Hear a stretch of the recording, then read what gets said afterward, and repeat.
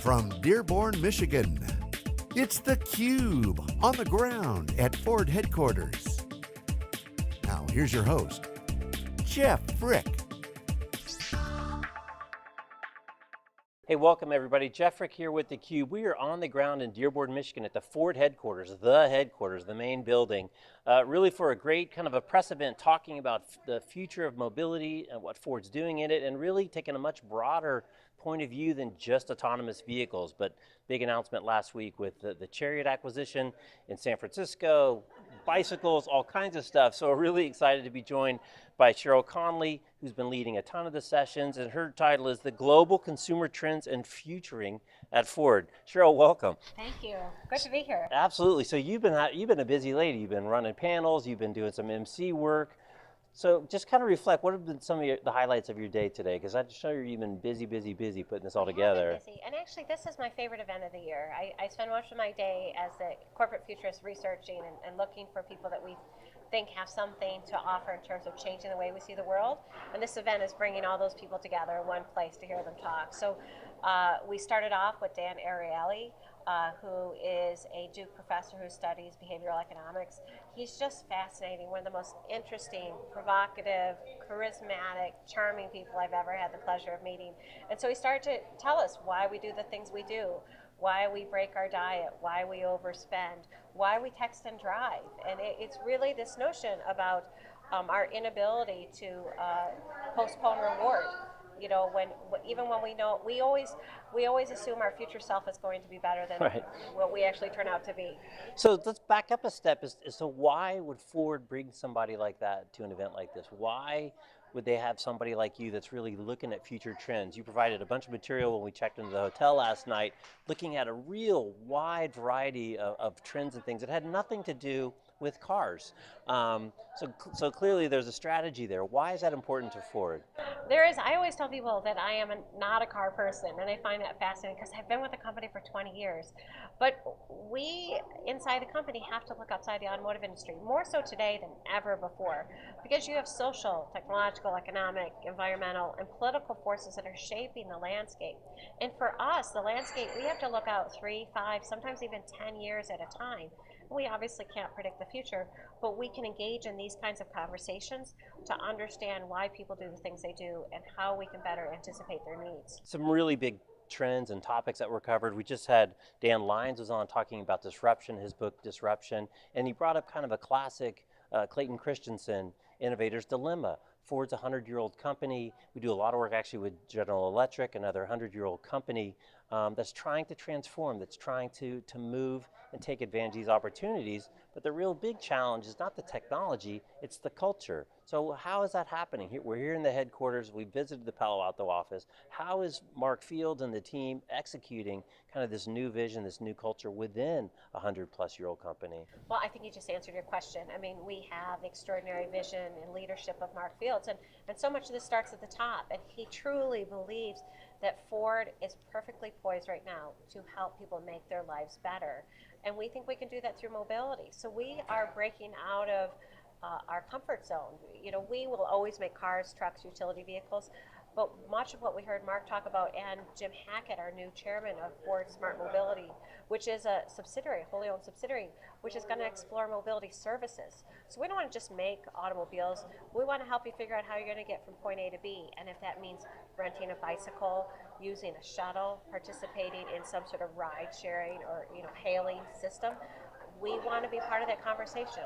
Yeah, Raj Nair in the last session brought up another interesting point. He talked about everybody's been here 20 plus years, making these kind of incremental changes in technology in the cars, but really that this moment in time with the autonomous vehicle and not having to worry about necessarily what the driver's experience is really opening up an opportunity to rethink it at a big level, to take a step back and think about what should be in these little rooms on wheels that take us places. Yes, I love that notion about rooms on wheels. So much of our history has been shaped by this idea about what can we do to make the drive better? So it's performance, it's handling, it's turning ratios, it's speed.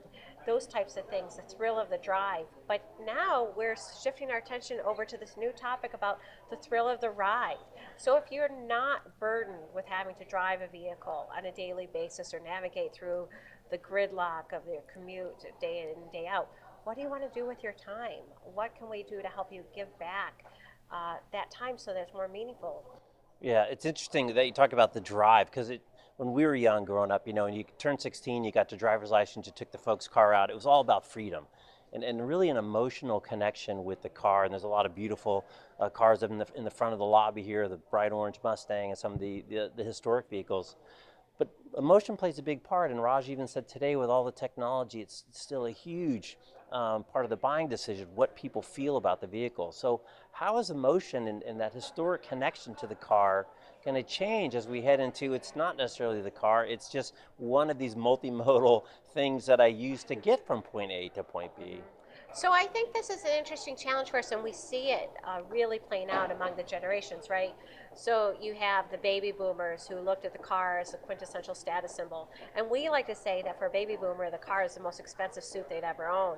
But now ask that same notion, ask a millennial, someone aged between 22 to 36 years of age, if they look at their car as their most expensive suit, and they'll go, what are you talking about? They probably think their most important status symbol is the cell phone, and that for them is the equivalent of freedom and independence. And they're getting that way before they turn 16, 10, 11, 12, 13 years of age. So for us, when we want to make that emotional connection, then we have to make sure that those people who care about that, making that their top priority, that those things are available to them in the vehicle. So we have our Sync platform, which pairs their devices through the entertainment system. We have My 4 Touch, which works with tablet technology.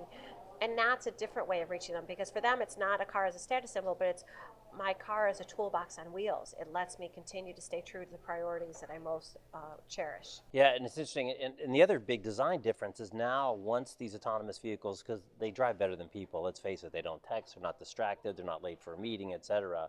The other real design element now is crashes go down, and they will as these things start to roll out, is you don't have to necessarily design quite the same for safety. Because the safety mechanisms are going to be much, much better. Again, there's a beautiful picture at the Computer History Museum in Mountain View, the first autonomous car vision from the 50s, and guess what the family's doing in the car? They're playing Scrabble, which I just love. I love that. Well, and it's funny because I have, my husband and I, we have 2 kids, and we think about what we would do with our time. And hopefully, it means more meaningful engagement. But sometimes, when we're taking that 5-hour drive to visit the in-laws, we each are listening to our own set of music. Like he's listening to a book on tape, the girls are watching movies, their own movies in the back. I'm usually sleeping. But when you think about it from a family perspective, I think autonomous driving, there's no way to overestimate the impact it's going to have on society as a whole. Because Right. as you said, we might never see any more road fatalities. Things like drunk driving, they won't happen anymore. Distracted driving, all that free time comes back to us. But I even think fundamentally as a parent right now, my kids have more options in terms of mobility than I ever saw when I was their age. But I am not comfortable with them getting in a car with a stranger, whether it's a taxi driver or some other hailing service. And I try to say to them, I go, since you were little, I taught you that you never get in a car with a stranger. But suddenly, if it has an Uber or a Lyft badge on it, they think it's okay. For me, the future of autonomous vehicles is actually much more appealing. I'd rather them get in a car with no one than get in a car with someone I don't know. Does that make sense? Yeah, absolutely. It's kind of funny. I mean, the whole Uber thing, especially the first time you do it or something, it's like, wow, as you said, you never would get in a car Well, and I love with Uber. a strange vehicle.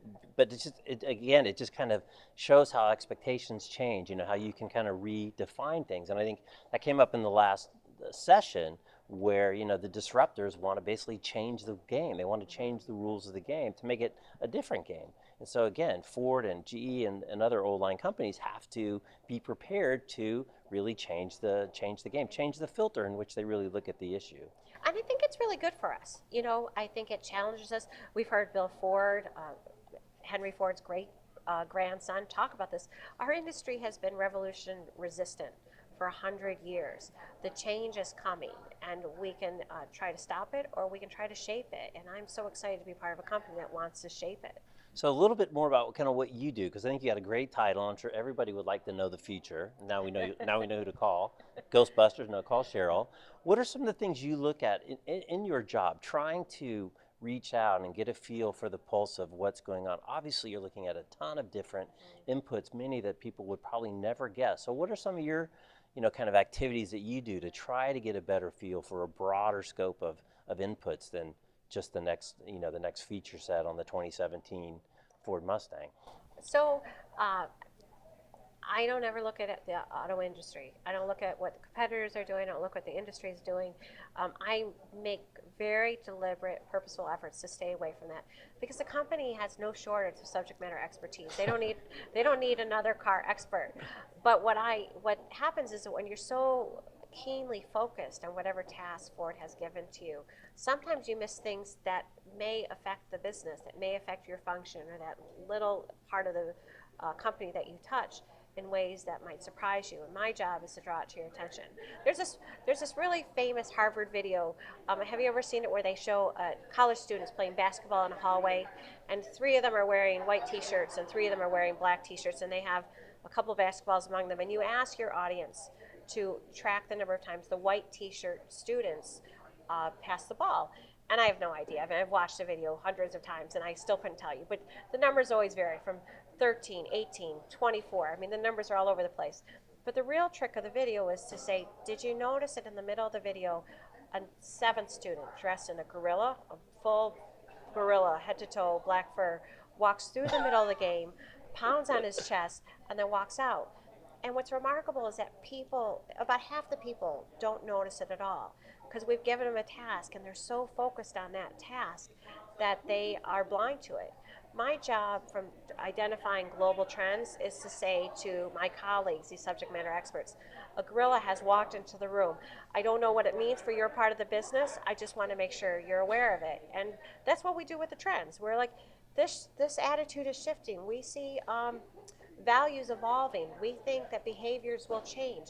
I'm not exactly sure what it means for your part of the business, but we want to draw your attention to it. And we do that a couple different ways.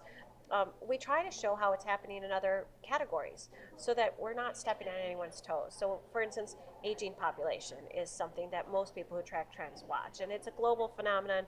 The United Nations would tell you it is the biggest challenge mankind will face during our collective lifetime. Right.